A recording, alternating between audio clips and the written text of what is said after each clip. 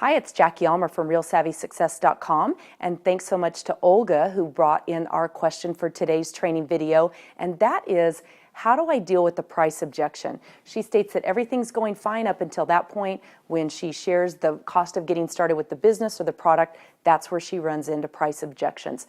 That's a great question and one that a lot of people have. That is really one of probably the top 3 primary objections that arise with a home-based business. The biggest thing to keep in mind is that your number one goal with your prospect is to make sure that you're creating value, that you're creating a situation where you've identified a problem that they need to have solved and you're offering the solution to that.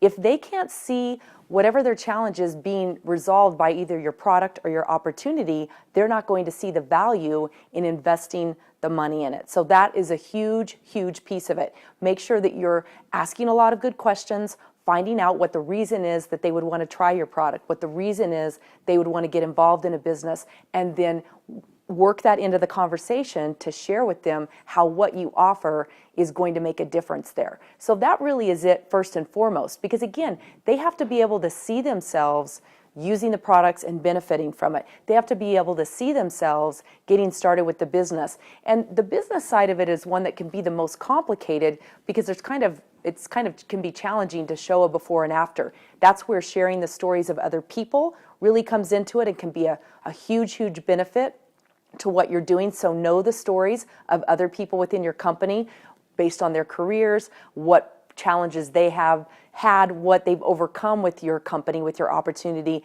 and then be willing and prepared to share those type things. So again, you always want to make sure they understand, by asking the question, do you understand how you're going to earn that investment back?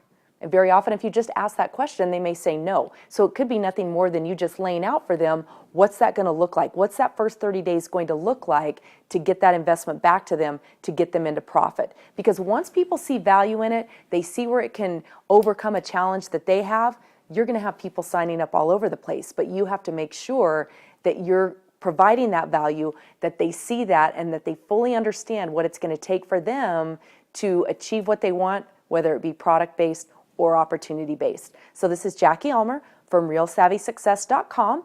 If you have a question for us, go over to our site and fill in your name, email address, and what your primary business challenge is, and we would love to get that answered for you on an upcoming training video. Have a great day.